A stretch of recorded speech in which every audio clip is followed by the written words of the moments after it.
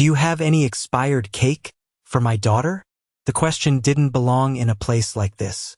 The words seemed to hang awkwardly in the air, brushing against polished glass displays and the soft hum of jazz playing overhead. In a boutique bakery on the Upper East Side of Manhattan, where cakes were crafted like jewelry and sold for prices most people needed to think twice about, nothing expired, at least not publicly. The floors gleamed like still water, reflecting rows of flawless frosting, delicate sugar flowers, and gold leaf details that caught the warm light from crystal fixtures above. Behind the counter, a young cashier paused mid-motion, her gloved hand hovering over a box of macarons as she slowly turned toward the voice.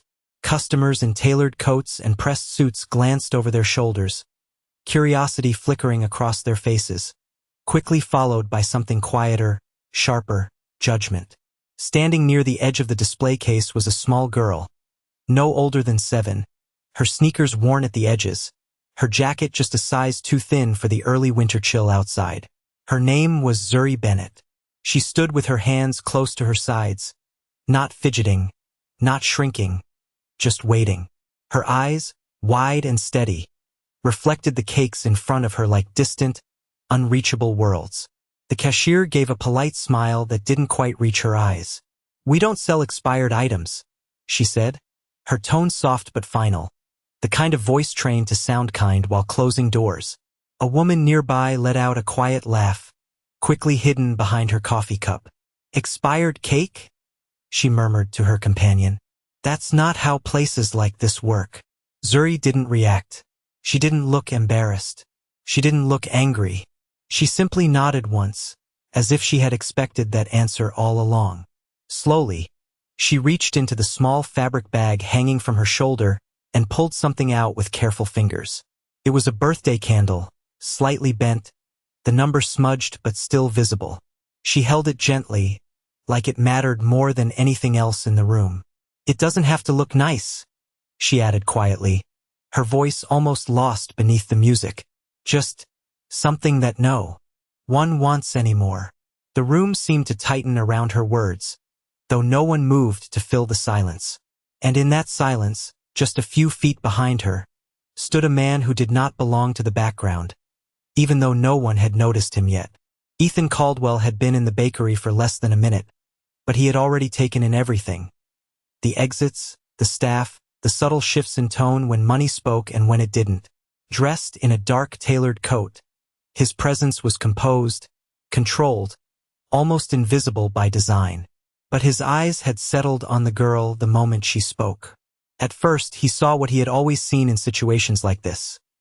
A child pushed too early into survival, taught to ask for scraps, shaped by a world that rarely gave second chances. His expression didn't change, but something about the way she stood, straight, quiet, unshaken, didn't quite match the story he had already written in his mind.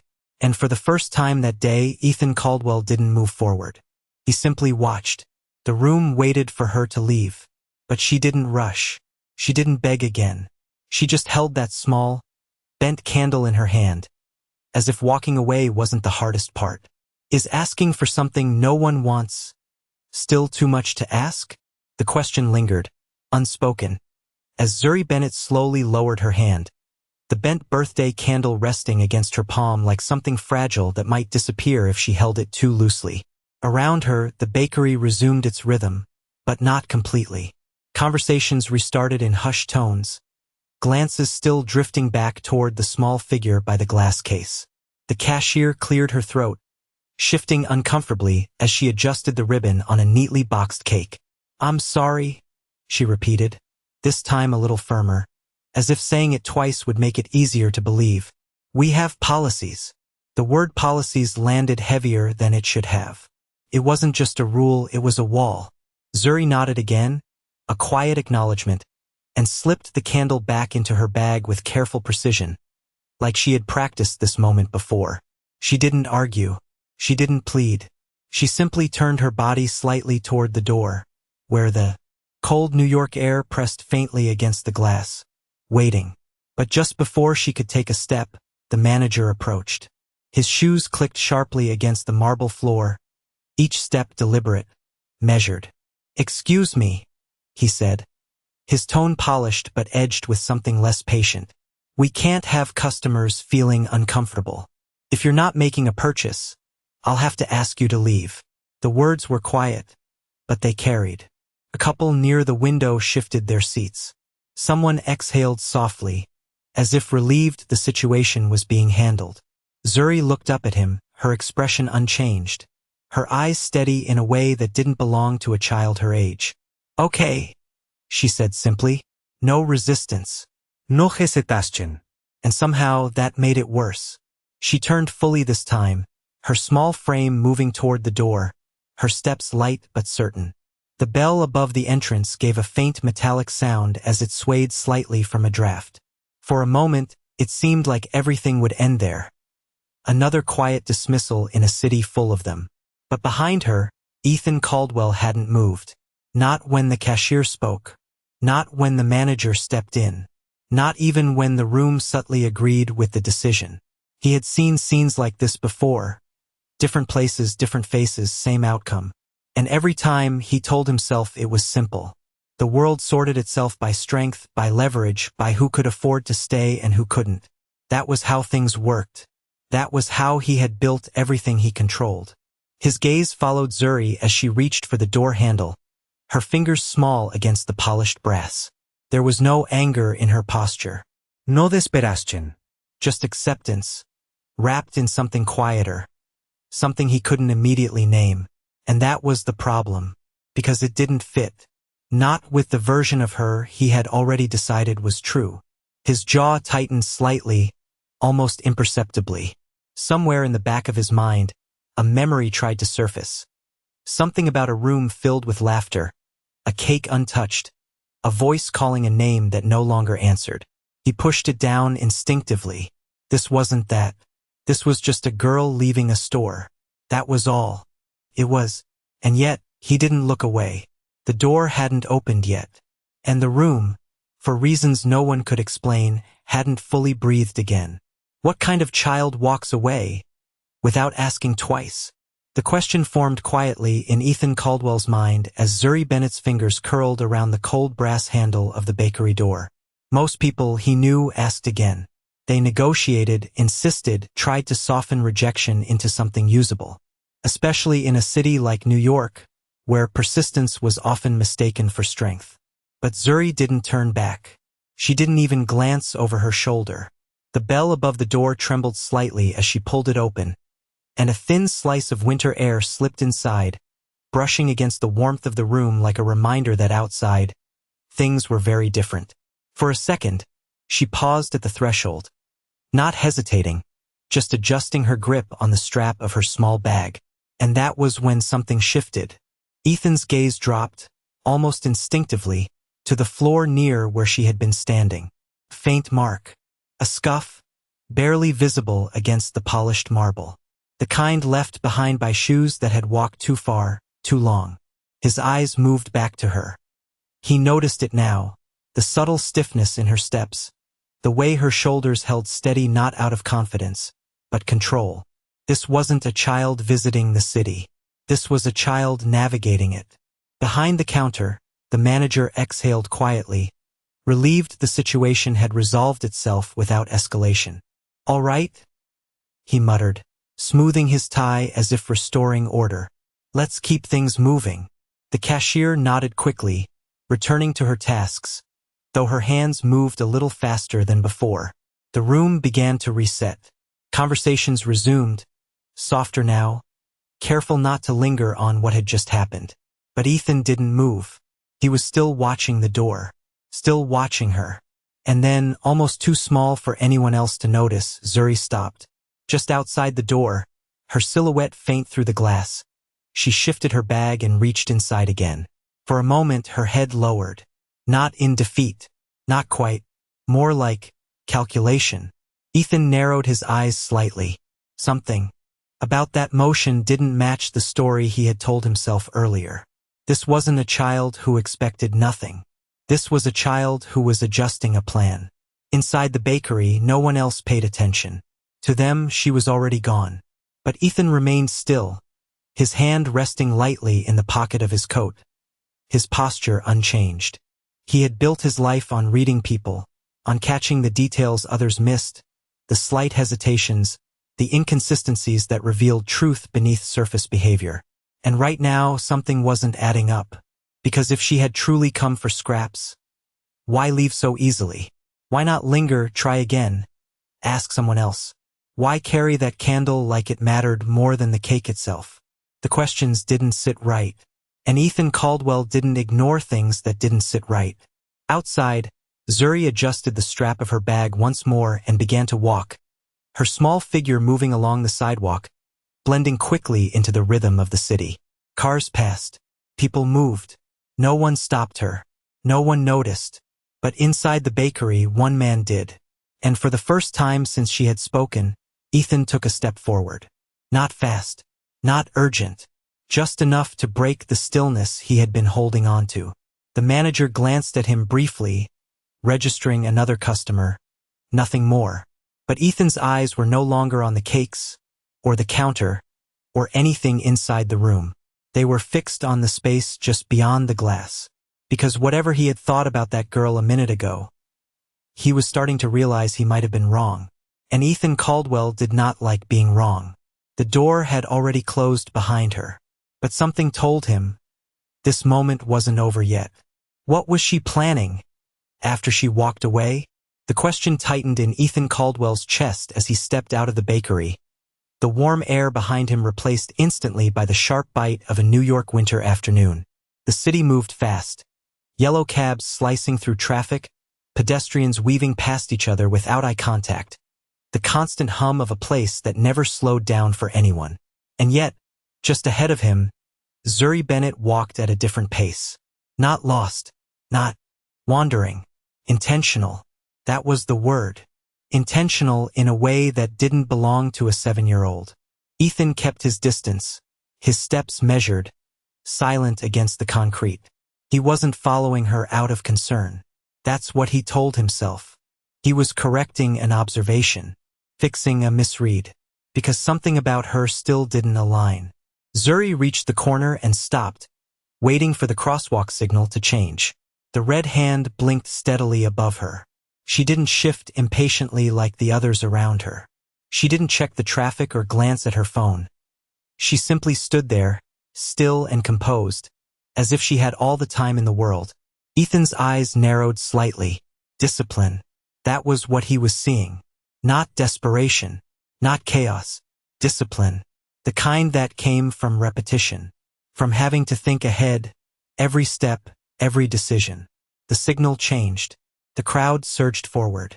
Zuri moved with them, small but steady, her figure nearly disappearing between taller bodies in heavy coats. Ethan followed, his presence cutting through the crowd without resistance. People stepped aside without realizing why. They always did. Halfway across the street, Zuri adjusted her bag again, her fingers slipping inside briefly. Ethan caught the motion. Again, the same careful movement. Whatever she was carrying, it mattered. On the other side, she didn't stop. She didn't look around. She turned left, then right, navigating the blocks with quiet certainty, as if she had memorized this route long before today. Ethan slowed slightly, watching her choices. No hesitation. No second-guessing. This wasn't random. This was routine. And then she did something that made him stop. Zuri paused in front of a small convenience store. Not the kind with polished displays or curated selections, but one with flickering fluorescent lights and handwritten price tags taped to the shelves inside. She stood there for a moment, looking through the glass. Not going in. Not yet. Ethan stayed across the street, his gaze fixed on her reflection in the window. She reached into her bag once more and pulled out the candle. The same one. Bent. Worn. She straightened it carefully with both hands, as if restoring it to something usable, something worthy. Then, from a side pocket, she pulled out a crumpled bill, just one, and smoothed it against her jacket. Ethan's jaw tightened. So that was it. She hadn't come to the bakery expecting help. She had come knowing she wouldn't get it. The request for expired cake. It wasn't hope. It was a final attempt before settling for whatever she could afford. And now, standing in front of a place that sold things no one displayed proudly, she was preparing to finish what she started. Ethan exhaled slowly, his breath visible in the cold air. He had been wrong. Not about her situation, but about her. Because Zuri Bennett wasn't asking the world for anything. She was calculating what it could deny her, and moving forward anyway. And for the first time in a long time, that realization didn't sit comfortably. Pressed. It lingered. It demanded something he hadn't yet decided to give. Across the street, Zuri reached for the door. And this time, Ethan didn't stay still. How long does it take for a man to realize he was wrong? The thought didn't arrive loudly. It didn't demand attention. It slipped in quietly, like the cold air curling around Ethan Caldwell's coat as he stepped closer to the convenience store Zuri Bennett had just entered. The bell above the door rang faintly as he pushed it open, the sound thinner, cheaper than the one in the bakery. Less polished, more honest. Inside, the lighting was harsh, fluorescent tubes humming overhead, casting everything in a pale, unforgiving glow. Shelves were packed tight with discounted snacks, day-old pastries, items that didn't pretend to be perfect. Ethan paused just inside the doorway, his presence filling the narrow aisle without effort, even in a place that didn't recognize power the way the bakery did. Zuri stood near a small display by the register, her eyes scanning the options carefully, not with excitement, but with calculation. Price first. Always price first. Her fingers hovered over a plastic-wrapped cupcake, the frosting slightly smudged, the packaging dented at one corner. She picked it up, turned it over, checked the label. Ethan watched the way she read. The numbers not quickly, not guessing, but understanding. Then she placed it back. Too expensive. She moved to the next item. A small slice of cake in a clear container, marked down with a red sticker. She hesitated this time, her fingers tightening slightly around the edge of the plastic. This one might work. Behind the counter, the cashier barely looked up, scrolling on her phone, uninterested. No judgment here, no performance, just indifference. And somehow that felt heavier. Zuri reached into her bag again, pulling out the crumpled bill Ethan had seen before. She smoothed it against the counter, flattening every crease with slow, deliberate care, as if making it look better might make it worth more. Ethan's gaze dropped to the bill. $5. That was all. In a city where people spent that on coffee without thinking, she was building a decision around it. He felt something shift again, deeper this time. Not irritation, not curiosity, something sharper, something closer to discomfort. Because this wasn't about lack anymore. It was about precision, about knowing exactly what you could afford and refusing to reach beyond it. Zuri picked up the markdown cake and held it in both hands, her eyes studying it as if measuring more than just size. Could it hold a candle? Could it pass, even for a moment, as something worth celebrating? Ethan's jaw tightened as a memory surfaced without permission. A long table, white linen, cake no one touched, a voice asking if it was too much. He blinked once, grounding himself back in the present. This was not that. And yet, the feeling didn't leave. Zuri placed the cake on the counter. Just this one, she said quietly. Her voice didn't waver. The cashier glanced at the price, then at the bill. You're short, she said flatly. No epalegi. No softness. Just fact. Zuri nodded once. Of course she was. She didn't argue. She didn't ask for a discount. She simply reached for the cake again, ready to put it back. And that was the moment something inside Ethan Caldwell cracked. Not loudly, not visibly, but enough. Because for the first time he saw it clearly. She wasn't asking the world to be kind. She was preparing for it not to be.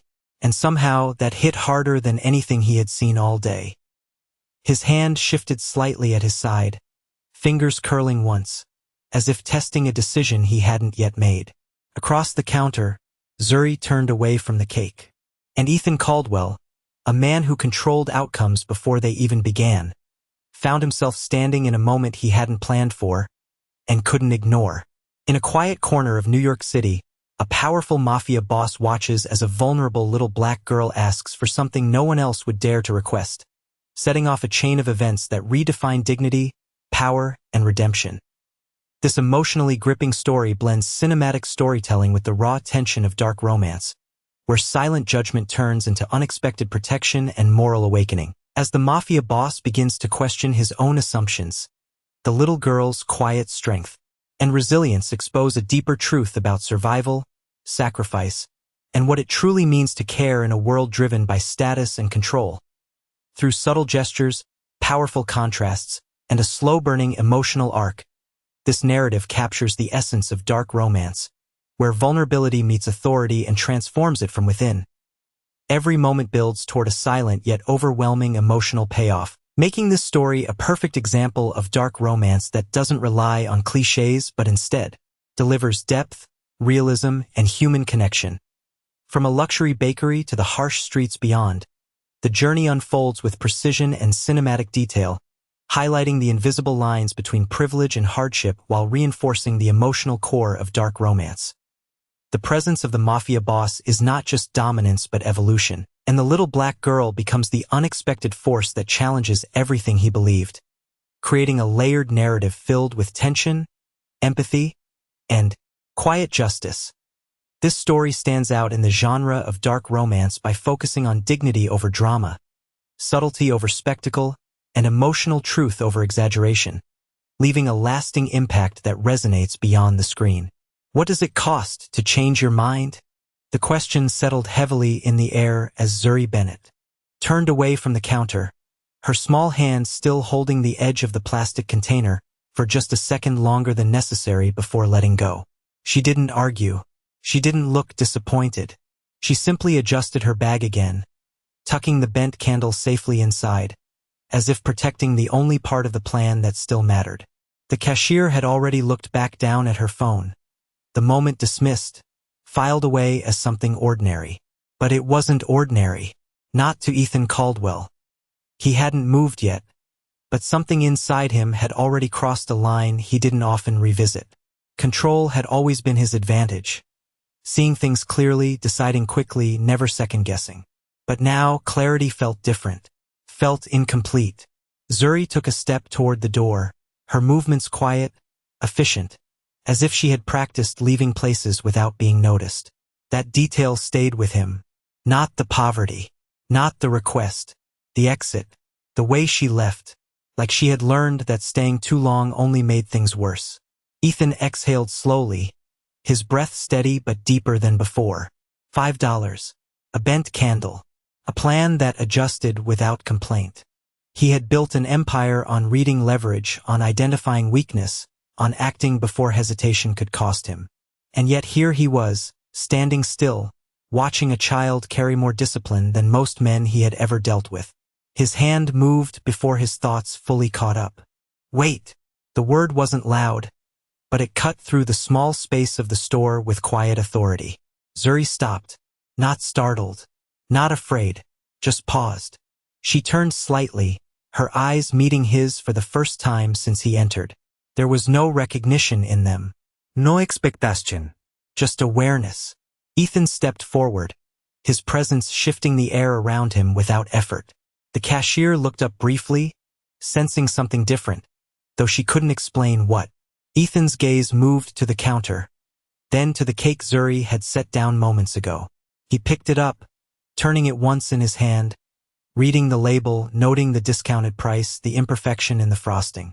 This one doesn't work, he said calmly. Zuri blinked once, confused, her fingers tightening slightly around the strap of her bag. She didn't respond. She didn't question him. She just waited. That, more than anything, made his next words land differently. Not because of the price, he added, placing the container back down with care. Because it's not enough. The cashier straightened slightly, her phone forgotten now, her attention fully on him. Sir, if you're making a purchase, I am... Ethan interrupted, not looking at her. His focus remained on Zuri. But not here. A small silence followed, stretching just long enough to shift the balance of the room. Zuri's brows pulled together slightly, not in fear, but in uncertainty. "I don't need more," she said quietly. Her voice was steady, but softer now, like she was trying to keep control of something that mattered. Ethan studied her for a moment, really studied her this time. Not the clothes, not the situation, her. The way she measured every word. The way she refused to take more than she believed she deserved. And that was where it changed. Completely. "I know," he said, and for the first time, his voice carried something it hadn't before. Not authority, not control, something closer to understanding. He glanced briefly toward the door, then back at her. "But this isn't about what you need." Another pause, smaller this time, more precise. "It's about what you're trying to do." Zuri didn't answer, but she didn't look away either. And in that quiet exchange, something settled between them. Not trust, not yet, but recognition. The kind that didn't need explanation. The cashier shifted behind the counter, unsure whether to speak or stay silent. She chose silence. Everyone did, because whatever was happening in that moment didn't belong to interruption. Ethan took a step toward the door and opened it, holding it just enough for the cold air to slip back inside. Then he looked at Zuri again. "Come on," he said simply. No pressure, no command, just a door and a choice. And for the first time since she had entered the bakery, Zuri Bennett hesitated.